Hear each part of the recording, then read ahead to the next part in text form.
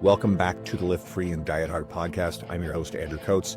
Join me along with industry leaders and friends on a quest to get more people through the gym door and eating and living healthier. Join me where evidence meets empathy while rejecting fitness industry fads and extremism. Let's begin. Brad Jensen, my friend, finally got you on here. A lot of attempts, a lot of asks. You and I have spoken at a bunch of conferences together. You're the owner of Next Level Nutrition. You've got a team of coaches.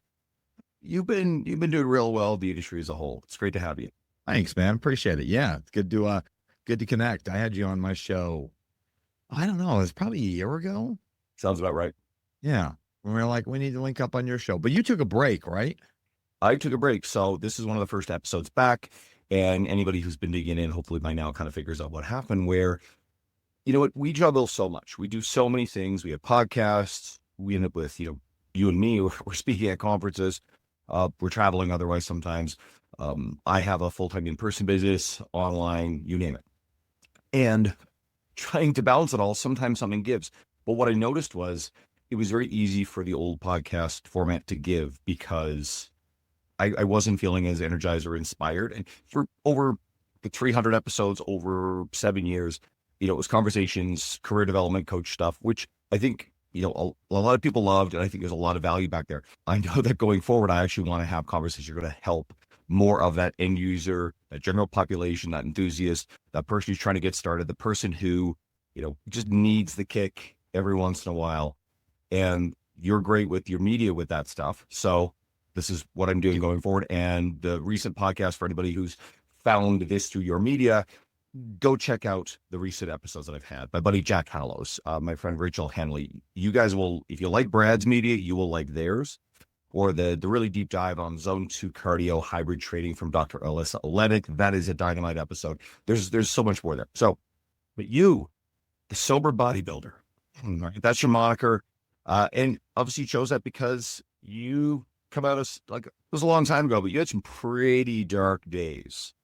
And yeah. I've been on the wrong side of that stuff too in the past. So why is the gym such a powerful place to beat addiction? Yeah. And I'll say this, man, we're both still in the thick of the trenches with clients. And so our schedules get a little crazy. It's like we're managing all these things and we're both still coaching people. You coach more, but like we're still coaching people. And honestly, I love it. And everyone's like, I feel like you hit this point in business and you're just supposed to stop doing it. And I have before at certain times and I missed it. So I'm like, you know what? I'm not going to follow the norm. I'm just going to keep coaching. I love doing it. So, yeah, man, how the gym is such a powerful, I got into the gym when I was 14, 15 years old. 14, I was a chubby kid and I found a muscle and fitness and the rest was history. I fell in love and I thought it was so cool. And the minute I got my license, I was at the gym for like 4 hours a day, not working out, but I would just pick these old guys' brains. I mean, old to me, they were like mid-20s, right? I was like, and man, I fell in love with that place. I'd sit in the pro shop and just talk to everyone. I fell in love with bodybuilding and what it could do for me. And so I was into the gym for a long time. I'm 40 now, so that was 16.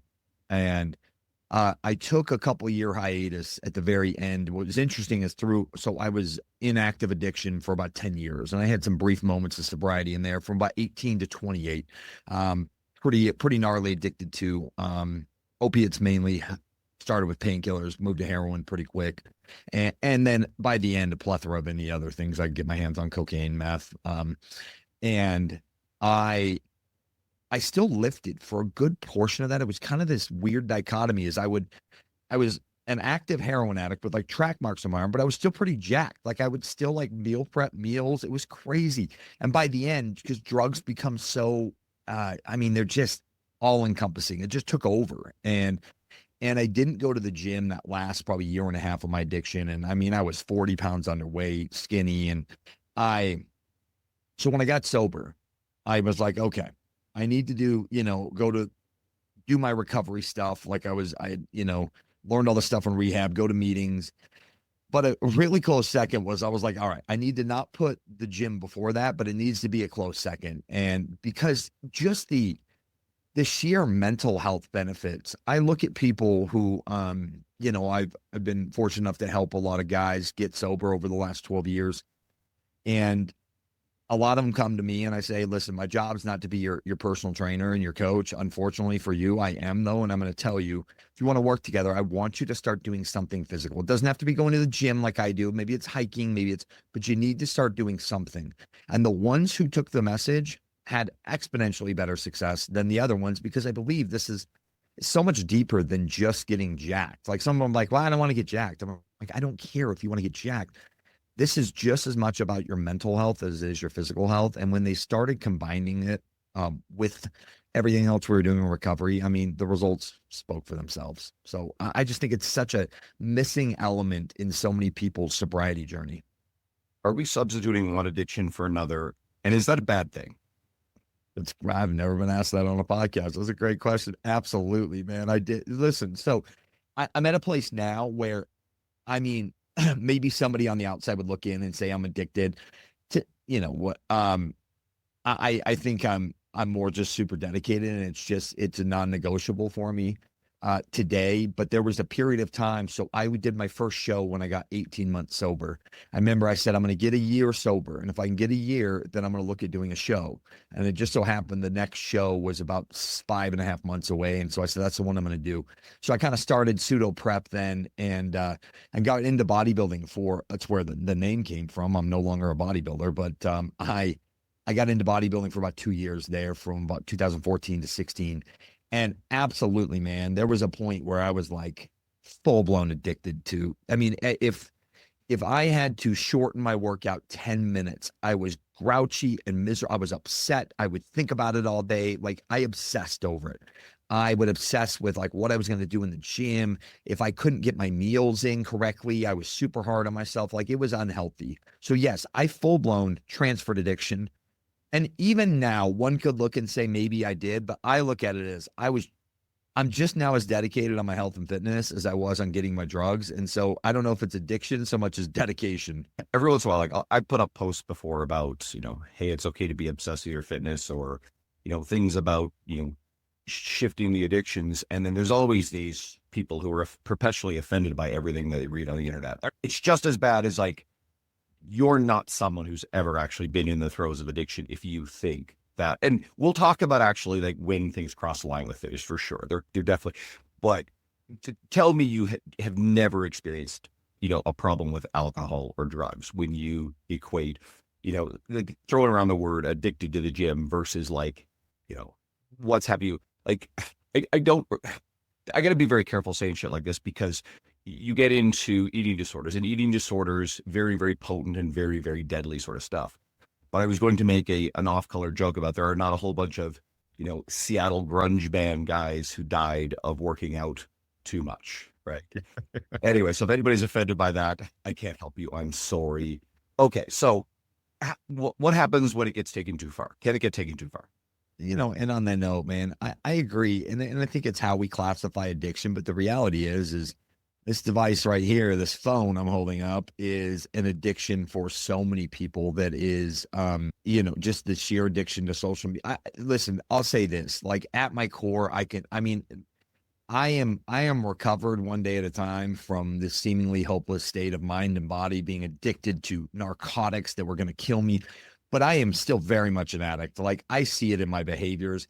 And so like one could look and say, maybe I'm a little addicted to the gym, because I don't miss my 5 days a week. I only did 4 this week. And I was like, maybe I should go tomorrow, even though tomorrow's a rest day because of Christmas, right? I had to miss. And I was like, no, okay, that felt like to me, I'm like, just take your planned rest day. You always do it. Sunday is kind of a recoup day. You meal prep, you do some stuff.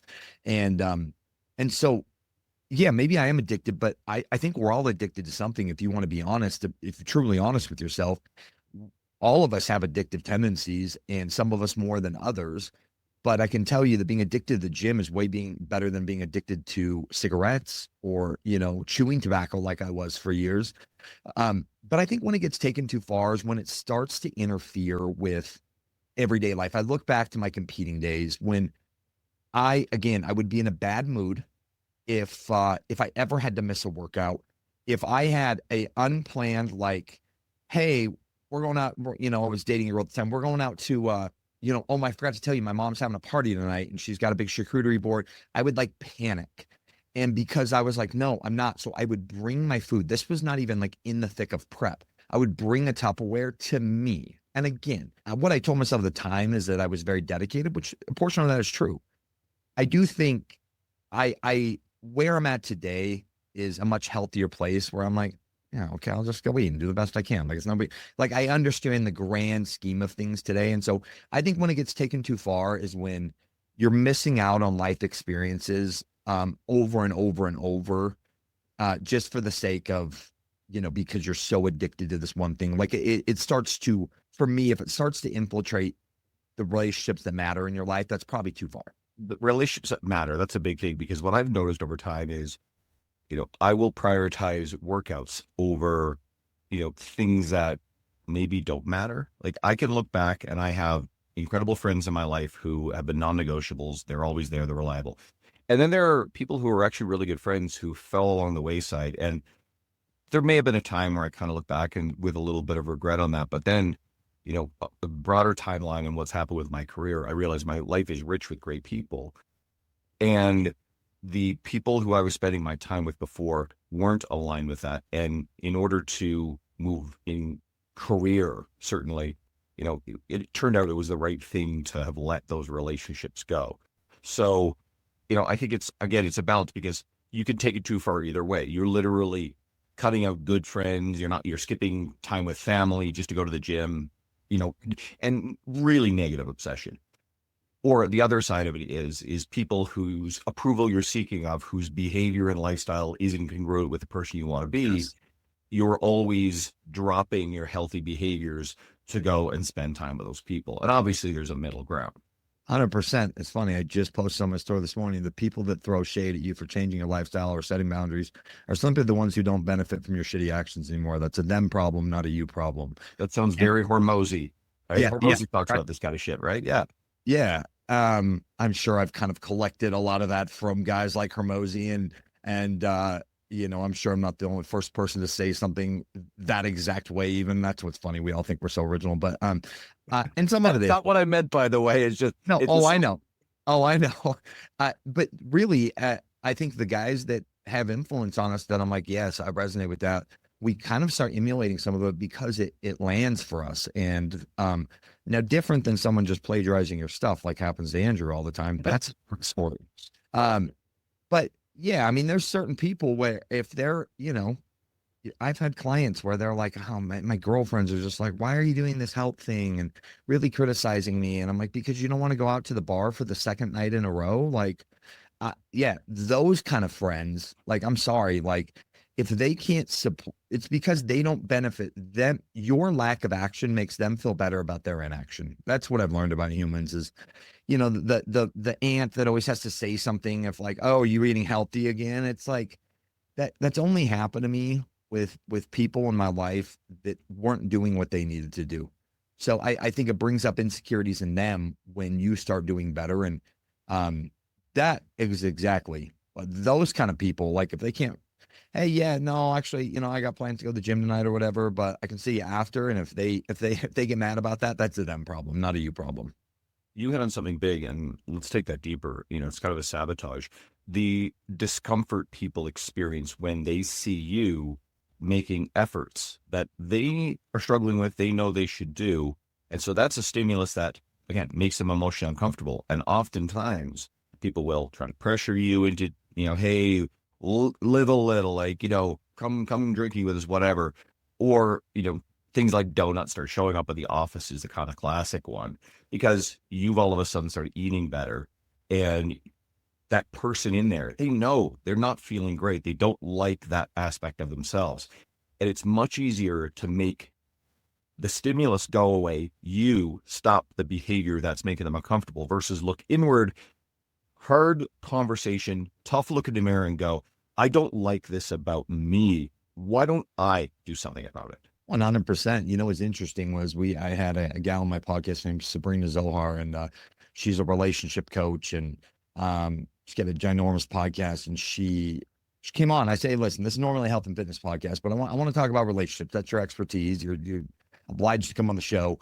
And towards the end of the show, I said, so I just got to ask you, what happens if, and this is kind of on a different note, but same, if I expressed to her the struggle some of my clients experience that are married to somebody who really doesn't give a shit about this. They're maybe like not supportive. They're not like, you're so stupid for doing this, but they're like, oh, cool, you eating chicken again? I'm gonna have pizza. Do you want a slice? Are you good? Like just like so. And what happens is a disconnect starts to happen because the whole lifestyle shifts. And so all of a sudden, instead of sitting there binging your face off watching Netflix, you know, you want to go for a walk with your partner. And they're just like, there becomes this disconnect. And her answer surprised me because I thought she'd be like, well, you know, listen, you love that person. She goes, listen, we're talking about someone's health here. We're not like, hey, you have to be a bodybuilder. But if it's like, hey, I want to go on more walks with you, I think you should start eating a little healthy because I want you around.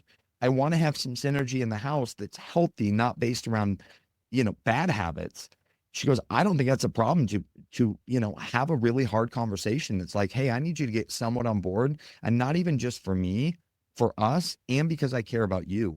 And she goes, absolutely, I've seen that cause divorces because it becomes unattractive to the person who is taking care of themselves that their spouse does nothing to take care of themselves. And so an even greater disconnect. I was surprised. She goes, listen, this is probably not a popular answer, but I think that's absolutely something you could say, hey, I need you to get on board somewhat. And also because I care about you. And I was like, damn, all right. Because that is a disconnect I see. And I think even in marriages, sometimes it's a little bit of insecurity. Like they're getting better, even if it's a subconscious thing, not a conscious thing. Maybe they're not consciously doing it, but their subconscious is screaming like, holy shit, hey, if you get better than me, you might leave me. You're going to look better. And I'm still doing shitty habits that I don't feel good about. And I've seen it cause huge wedges. And so I think having some hard conversations with people you really care about. I'm one of my best friends was not into fitness at all. And we kind of started growing apart for more than just that reason. But I said, dude, you know, he was like, you always go to the gym. I'm like, I don't always go to the gym. I go to the gym like 5 hours a week. That is not, you know how many hours are in a week? That's not always at the gym. I go consistently to the gym. It's different. And we had a really hard conversation where I just said, dude, I care about you, bro, but it's hard because I don't drink, you drink. That's fine. You want to like order pizza and drink beer. And I'm like, hey, let's like go for a hike or let's go do something fun. Let's bond. And I said, I think you need to start taking your health more seriously, not just for me, bro, as our friendship, but for you. And 3 years later, he's had a remarkable transformation. I've been super proud of him. So, I mean, he hired a coach. I didn't have much to do with it other than that first initial conversation. But maybe that was a catalyst for him to makes me think of a good friend in my world. And you know, he definitely got kind of on the wrong track for a while. And he was the sort of guy who probably was the main fuel for me drinking more over the years, because I drink a lot less. And I'm going to transition to another comment. But he seemed to make a fairly major shift in his life. I'd met him in the gym over a decade ago. He's been back in the gym dedicated. And now I run into him at the gym all the time. So we hang out at the gym, which I prefer a lot better than the drunken and sometimes nastier version of him when he's drinking. And I don't feel good when I'm drinking. And I used to own a nightclub in my late 20s. I did not have a good relationship with alcohol, you know, through my mid 20s into my probably early 30s. And now, like I and this friend actually built my bar, and I have all this expensive scotch and nice stuff. People keep bringing me bottles and stuff, and I drink it so slowly. I'm telling people like, hey, stop bringing alcohol over here when you come over, you know, like actually have some of this stuff. But like, if I'm tasked with the idea of like sitting down and having a few beers, I'm like, no, I just don't feel great the next day. So what I'm noticing is there's more people talking about it. There seem to be more people who are drinking less. There seem to be more people who are not drinking at all. Like I introduced you to my buddy Anthony Zorzetto, who has a lot of media. He's great. I was actually just saw him at Boxing Day at another friend's house for a gathering. And, you know, he, again, coaches people on sobriety and a lot of the same sort of stuff that you talk about. oh yeah, that's right. That's right. Yeah. Right? Great guy. So why is it just like social media is gaining traction, or are people genuinely drinking less or cutting it out? You know, that's interesting. I would say the latter. And you know, like I remember like so people think, because when I talk about like, hey, one of the best health hacks you can do is cutting or out minimizing alcohol. And I always get comments like, yeah, says the sober guy, that's called a bias. And I'm like, honestly, it's like, I understand that it could look that way. But honestly, like, I mean, we all went to dinner when we were in Dallas and you and Jordan had some drinks. I didn't think anything of it. Like, I don't like sit there and go, because I know you guys are responsible with it. You're not acting like fools and causing wreckage in people's lives. Just because I can't drink responsibly does not mean that I think that other people can't and or still live a very healthy lifestyle, still look good, still have good blood markers. It's been proven. However, we do know that there's really no benefits, despite what Dr. Mike Israel said. I usually agree with everything he says. And I was like, it was such a bad take on Cody Sanchez's podcast. He was like, yeah, it might have some curious benefits, a couple glasses of wine a night. And I'm like, okay, that's been a little debunked. But Yeah. I do think that people are starting to catch on that, it's funny. People will throw around these terms like it's, diet soda. They're like, you're literally drinking poison. I'm like, I don't think you understand the definition of the word literally, because this is not literally poison. If it was literally poison, I'd be dead. It's not. And if I drank 100 a day, sure, just like water, right? And it's funny that I think people are starting to realize, like, oh, I think actual poison is probably alcohol. And again, dose makes the dose makes the poison. I don't necessarily agree that alcohol is just straight poison, because you'd be dead. But I think it has a higher propensity to cause a very negative effect in your body. I actually hate that word poison. I'm like, go drink some bleach and let me know how that compares to your diet soda. I do think that people are starting to catch on that, like, man, like, now we have all these things like Aura rings and Whoop bands, and people see my clients are like, holy shit, did you see my readiness? Just from, because we'll share a little circle on Aura ring where I can like see theirs and they say mine. And they'll drop 20 points in it and like super low just from 2 or 3 glasses of wine one night. And I think people are starting to, like, the more metrics we have to track this stuff, I do think people are starting to realize like drinking is just not advantageous for health. I think more now. I actually think the internet or social media initially was probably worse for drinking and partying. But again, I have a bias because the people I follow are in the health space. But I do think more and more people I'm noticing that never had a problem with drinking, it was not a problem per se, are going sober or partly sober, like, really cutting it down once or twice a month, because people are starting to realize we want to feel good. We want to feel good. And alcohol does not makes you feel good in the moment. But I think, and the older someone gets, I think it's harder to recover that next morning. That's the thing I've been noticing. And like sometimes I can still have a glass of scotch, like just a small glass, sip on it very, very slowly, enjoy it. There was a time in my life when I didn't have a good relationship with it. If I started on alcohol, I found it very, very difficult to stop, right? Once you got going, that was it, right? Whereas now I'm actually sort of like marveled at the fact that's like, okay, I can have a little bit and then I'm good. In fact, I don't want anymore. And there have been a handful of times, especially in the last year, where I was standing in front of the bar. I pulled down one of my glasses. I got these nice Royal Dalton crystal glasses that I was given years ago. And people I've got Tool rock glass. I bought them from the Tool website, right? And then one of my clients, Dal, who's awesome, she's doing nutrition coaching. She actually got me a set of 4 of these amazing little whiskey rock glasses. And they had my logo frosted on them. I'm like, this is amazing, but I have way more glasses than I have the ability to use all these things. And I will sometimes pull down the glass. I'll look at the bar, all this stuff, and I'm like, no. And I'll put the glass back, and I'm like, no, I don't feel like having a drink. And that is a far cry from in the past. But a lot of it is like, I just don't feel good. And sometimes like even a drink sometimes can make me feel awful next day. I don't want to affect my workout. My work pace is like, this is a season of like nonstop. I'm up to like midnight, 1 a.m., working on projects and whatnot and relaunching the podcast. And for me, it's not great. Like I was thinking about this, a friend of mine, who over the years I've done a fair bit of drinking with, is inviting me to go over and hang out for New Year's. And I'm like, I don't think I want to do that, because I know I'll lose the entire day. And I would rather actually, this may be taking it too far, but I want to work on some stuff that I'm working on for, the new year. I don't think that's taking it too far. I think that's super responsible. Yeah. You something that's really important there, and a couple things. One is, and I'm actually curious to ask you a question. A good litmus test that if you might have a small problem with drinking, or a big problem, just a problem, is that if once you start, you have a hard time limiting once you start, or you have a hard time stopping, or if you're someone who says, yeah, I'll just have one drink with the boys. and one turns into six real fast, like you felt like the floodgates opened, that is something you need to zoom out and say, this is a little bit of a problem. People who have a very healthy relationship with alcohol, sure, there's those one-off times where they're like, whoops, one turned into five, now I'm a little inebriated.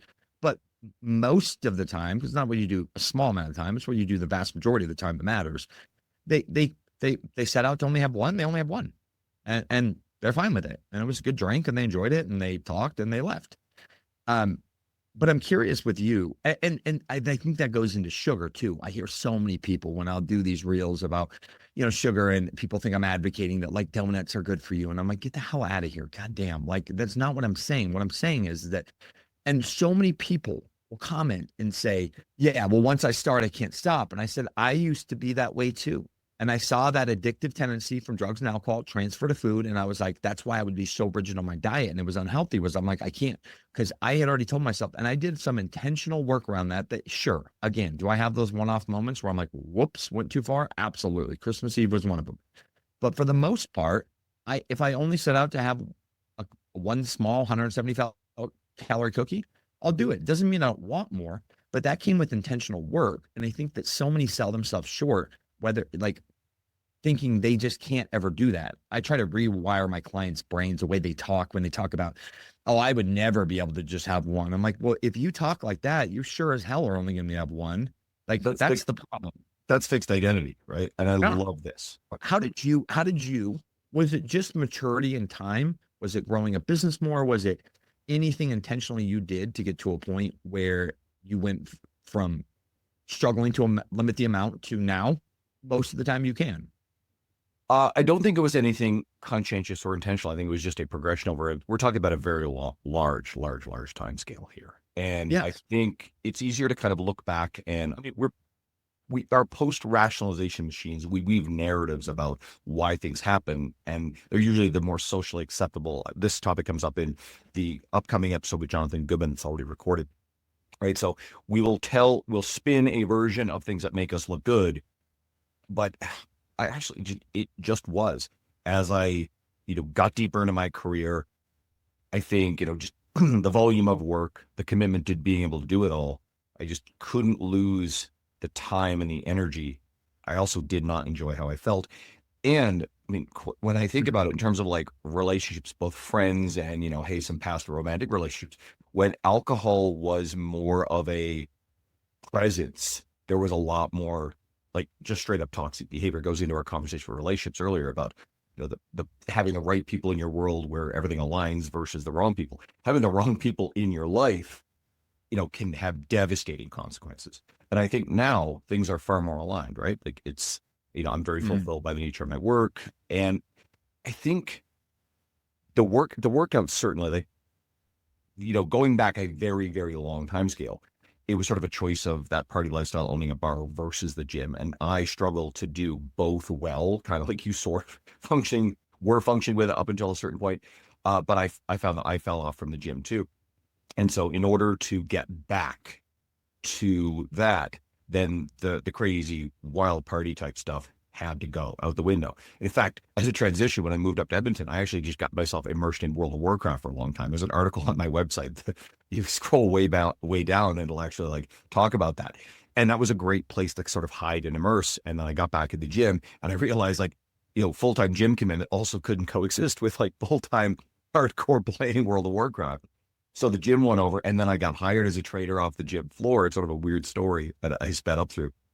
And, but I look at this, and this has been better for me. It's been way more fulfilling. So I think it's just been a life progression. I kind of look back now, oh yeah, I haven't really been interested, but I think part of it's like the spaces I'm in, the environments that, that I'm in and the people that I'm around. And I've noticed that the people who want to drink less, my like really close friends, a few could enjoy a little bit of booze, but they don't want to be out late. They're at that stage of their life. And those are the people I find more alignment with. So I think the people you're around, we know this, your environment, the people you're around has a huge impact on this. 100%, man. Yeah, I love that because that's such a testament that I think there's a lot of habits or, things that over time with the duration of consistency and patience and persistence can handle themselves. like I've seen clients where, I mean, they had such a problem with sugar. We didn't sit there and talk in our sessions or on the check-ins about sugar, necessarily, but over the course of a couple of years of working together, they're like, oh man, you're right. My relationship is so much better with sugar. I can just have some here and there. Like, and the story they told them. So we first worked on stopping to tell themselves they could do, like, I can't do that. I'm like, I said for the longest time, like, I just don't think I could ever be fully sober. So shockingly, I was never fully sober. Like I would get it maybe a month and then, so I think our brains here, it's so important to rewire the words we say. And also the people we surround ourselves with is so important. And again, if you just if you're willing to make small changes over time that add up to big changes, again, if I look at my friend circle, my 5 people I talk to the most, friend wise, now compared to even 10 years ago, which I was sober, it is completely different and evolved. It's men who were have businesses, and that was never like that was never a prerequisite that like you got to be in shape and you got to take your health seriously and you got to be like far along in your career. It just kind of happened because that's the conversations that carry depth and weight with me. And so before you know it, I'm hanging out with people that we have a lot of common interests. And I think the more you progress in this game of health and fitness and just life in general, I think the more you'll see that like drinking and staying up till 2 a.m. is just way too detrimental for the whole next day just gets ruined. I went and spoke at the prison. It was really cool. And there was about 75 inmates. And I told them, listen, I said, you are the sum of the 5 average you spend the most time, people you spend the most time with. So choose wisely. And I said, and listen, that starts in here. I was speaking to a group of guys who all of them were going to get out at some point. No one was doing life. I mean, some were 4 or 5 years down the road. Some were 4 or 5 months down the road. Some were in 3 weeks. But they were all going to get out of prison. And I said, it starts in here, surrounding yourself with people that you have that lift you up, that you have common interests with, that aren't, that don't resemble your old life. Because if you can't change in here, you will not change out there. I just think who we surround ourselves with. And Andrew's just like the goat of being friends with all the good guys in the fitness industry. I'm just like, I don't know how all of them. Like anyone Andrew's lined me up with, just ends up being one of my boys. Like it's James Capola, right? Like, yeah, you guys see the world. We're not going to get to this side of it, but see the world kind of differently when it comes to some aspects. But really bridge that gap. And he's a great dude. And so anybody listening, so Brad, you have what is God? Why am I Brad? What is your alter ego? Sheena, right? And then James has Tammy, and they're 2 different kind of personas. So I actually introduced you guys. I'm proud of hell of this, and I suggested you guys needed to do a collaboration between Sheena and Tammy. Now, how fucking popular did that turn out? They loved it. That was genius, bro. Yeah, it's funny. Like I had seen some of this stuff floating around, and for whatever reason, like we never followed each other. And then Andrew lined us up about something completely unrelated about James's account he got taken down. Right. And we just built a good little friendship. And he was like, holy shit, you do a girl? And I'm like, yeah. And I'm over the last couple of years, I've had, I don't know, a dozen, 10 comments, probably even more, on my post with Sheena that would tag James and say, you have to collab with this guy. Ha ha. And I was like, you don't even know this guy. I'm not going to collab with him and be like, hey, but I did know he did a girl. And then he saw I did a girl, and we had some fun with it. He's a riot. So yeah, he's a really good soul. Yeah. I'm going to bring him on the podcast. I actually recorded something. It was actually one of the last episodes that I was working on before I shut it down, but I never aired it because I really wanted to pivot. So I want to bring him back and just get everybody to see, how, he's a great dude. Okay, a little pivot, but it's actually kind of back to what we were talking about.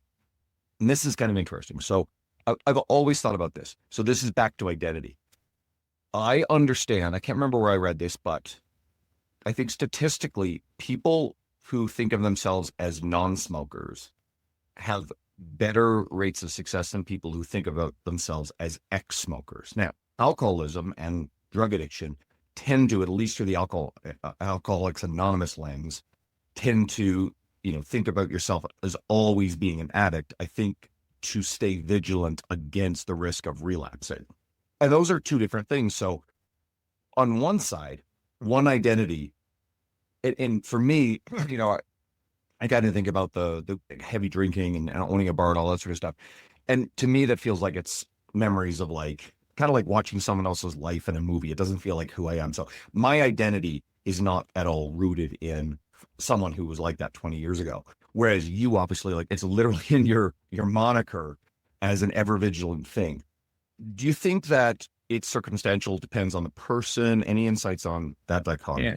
No, this is a great conversation because you know what? I've had this conversation with some people because I'm really big on what we say, you know, how we identify ourselves. We get stuck in these traps. I mean, you know, even just for the first portion of my career being sober again, I climbed up the ladder pretty quick at this company and was the top guy and was making decent money. Not fantastic, but way. I mean, I was homeless like a year and a half prior, and I remember I had this identity that like, whoa, I think I don't know if I deserve this much money. And so I got this fixed identity that I only deserve a certain amount. So guess what? I found a way for years, no matter what, to only take home that set amount, even though I was trying to take home more. Like it's almost like subconscious ruled and was like, nope, you only believe you deserve exactly this amount. So this we're going to give you again.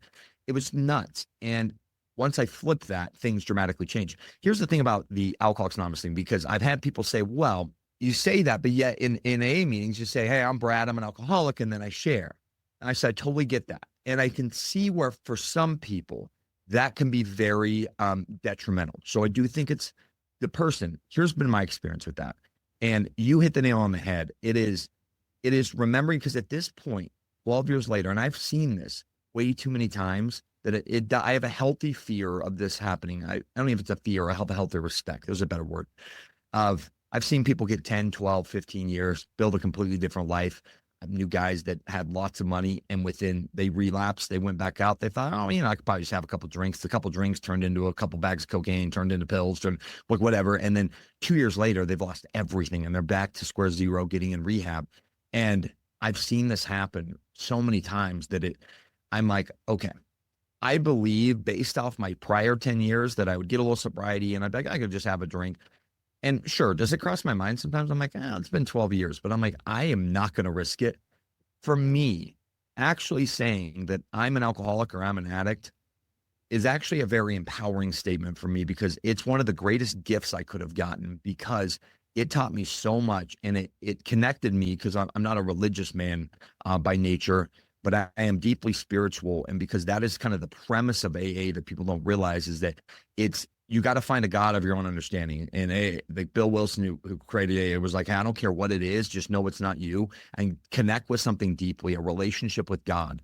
And so for me, so much I learned about being a man and connecting with my God. Like, how do I connect to God? What is that? What is this thing? What do I believe in? How does it guide my life?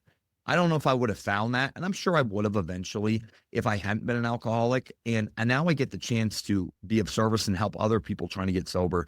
So for me, when I say I'm Brad, I'm an alcoholic, it's not like this. It's to remain diligent, that I believe for me, it was not just like a fluke phase for 10 years to end up homeless. Like I was bad for 10 years. It wasn't a bad year. It wasn't a bad 6 months. It was a bad decade. And so I've admitted, like, I cannot safely drink or use, and I am totally at peace with that, nor do I even want to.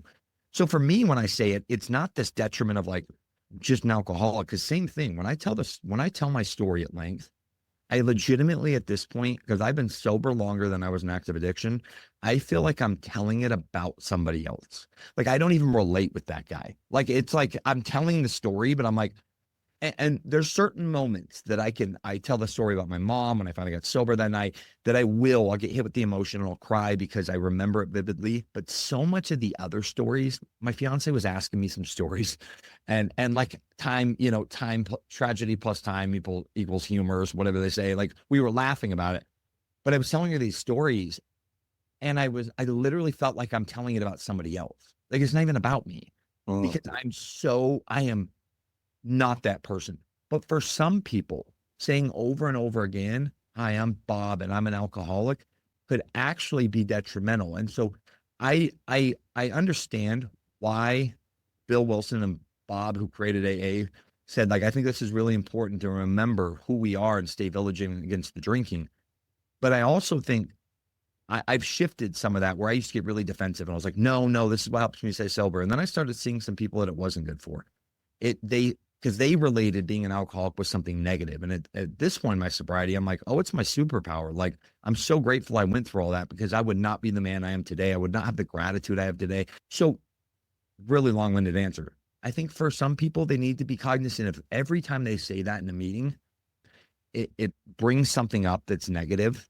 I think that's something to look at, and their association with that is clearly not in a place that it's a positive thing.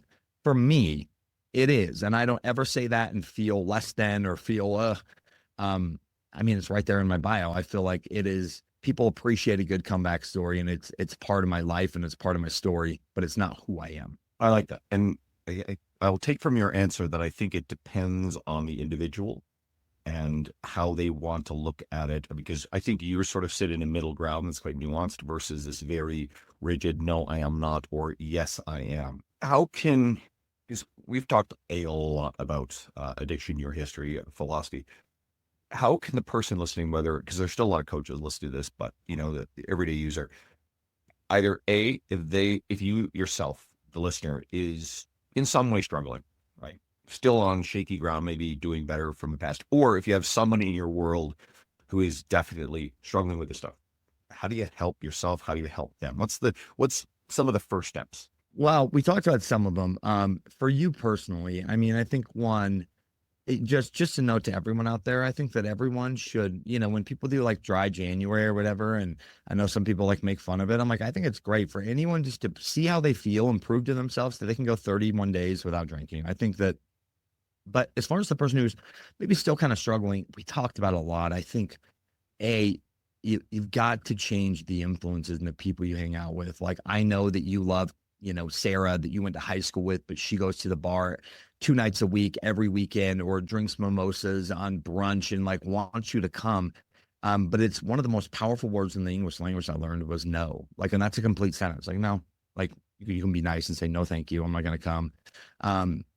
But changing who you surround yourself with, or some of those influences, even a little bit, doesn't mean you have to cut these people out of your life completely. I still have friends who drink. I don't care. Like, but also like, they're very responsible with it and they live really productive lives, and we connect at a deep level. And if they want to have a couple of beers when we talk, I don't care. So I think changing that. And then number 2, I just kind of said it. I think that for me, I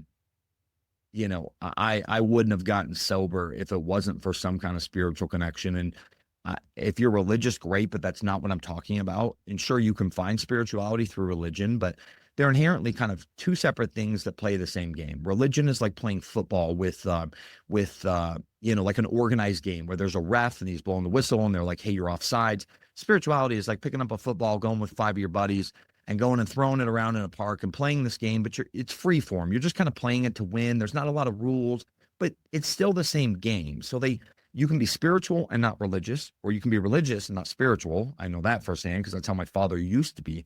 Or they can often intersect, and you can find some spirituality through religion. But every time I try to preface that by saying, I'm not saying you got to go to church. If that's where you find your spirituality, cool. I don't go to church, and I connect spiritually every day. I pray, I meditate, I do some journaling, even just going on outdoor walks. And sometimes no music, no podcasts, and I'll just kind of just be out there in nature. That's how I connect with God. Some people do that through hiking, yoga, whatever it is. But do something that feeds that spiritual side of you. And it's up to you. I think it's your path to pave to figure out what that is. But I talk about this help being these 4-legged chairs. And I used to go real hard on this. It's kind of like the motto of my business back in the day. I'm not talking about as much anymore, but I realized people come to us for the physical health. But I'm realizing, okay, that's one leg of the chair. But if we don't have some habits in place in the mental, your mindset, your emotional health, and your spiritual health, you're just going to be balancing on an unwobbly chair. And if we can get all of those kind of sinking good, the chances of you feeling stable and more sturdy is significantly greater. And so I think to that person, do something to connect spiritually. And if you don't know what that is, start trying stuff. Start going to yoga, start doing meditation, you got to try things and see like, where do I feel this peace and serenity? That for me is when I've connected spiritually. It's not any more complicated than that. And to the person who's struggling, it's hard because ultimately what got me sober was my parents finally, I wasn't married, didn't have kids, thank God. I didn't have a kid because I would not have been a good dad. I didn't get sober until they finally cut me off. And that was after 9 years of trying and them trying way harder to get me sober and spending $70,000-$80,000 to send me to all these different treatment centers and watching me go incarcerated and come out a year later and then relapse and stealing their money and all of this, that they finally said, hey, until you're sober, you're not coming around here. We love you. They let me know that. They said, we love you more than anything, but we're done. And when you finally get sober, we will be here. But until then, you're not allowed to call. You're not allowed to come around. And I wouldn't have got sober for that because my mother was a great enabler. She loved me, but almost loved me to death, literally, because she would save me. When I was about to hit rock bottom, she'd put a little pillow under because she loved me. She was trying to help me, but I would just take advantage of it. Now, on that note, so if it's somebody that has caused absolute tornado havoc in your life, I think that's the point you have to get to. And if you feel like you've tried to help that person get sober more than they have, that's where you have to put in some boundaries. And ultimately, they might die, but here's the kicker. They might die anyways. That's the problem. And in fact, I had a better chance of dying probably with my mom saving me and giving me money when I was, than having to be homeless and all by myself for a year and figure it out. But if it's not to that point, I think the best thing is addicts, when they're that deep, they don't love themselves. So reminding them that they're loved and like, hey, I care about you. I think boundaries is the best thing you can do. Don't allow them to wreck your life, but also let them know you're there for them. And sometimes an addict just needs to talk and they're just in a dark place and they just need someone where they can get raw and real and vulnerable. And that might be the first step. Maybe you just listening without judging and just holding space for them is the one thing that gives them a catalyst to go change themselves. Brother, that was amazing. Obviously, while you do sometimes talk about these themes on your media is probably still very general fitness, general nutrition, myth busting, fun reels, Sheena being Sheena. So where can people find you on social media? Any key resources you want to direct them to? Yeah.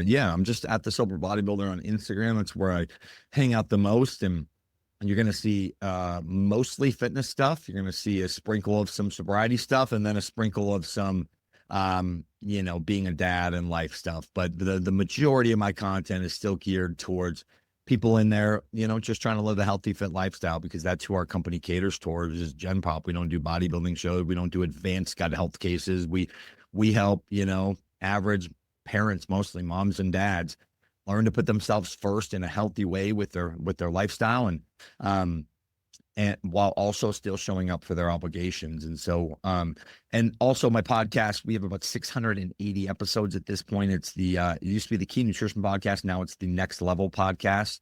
And that's on all platforms, Spotify, Apple, wherever you get your podcasts. So, and then our website is just becomenextlevel.com. So. And I was a guest on your podcast. It was actually one of my favorite recordings. I remember that. It was wonderful. Okay. So a couple things real quick. Everybody listening, go follow Brad. Please dig into what he's doing, share his media, share this episode with someone in your world who may be going through some of the stuff we talked about. Okay. Second thing, as of time of release, I just started my next round of my online women's group strength program. It's a 13-week program. Message me if you're interested, whether you're a coach or a general enthusiast. This thing's dynamite. So my intake's still open. I would love to chat with you about that. I will tell you more. And as we talked about at the very beginning of this episode, the goal here is now to get this podcast, these episodes, and my guests in the hands of more of the general population coaches. You guys are still going to love this stuff, but share this, take this, share it with the person who you think it'll make the biggest difference for. And thank you for listening, Brad. Thank you. You're an amazing guest. Thank you. And if you guys are anybody struggling out there with anything in this area, those are the DMs I'm probably the most apt to respond to quickly and shoot you a voice note and see how I can help. Even if it's just sharing my experience and proving to you that you too can get out of whatever situation you're in, because the odds were not in my favor. So thanks for having me on, dude. This was a blast.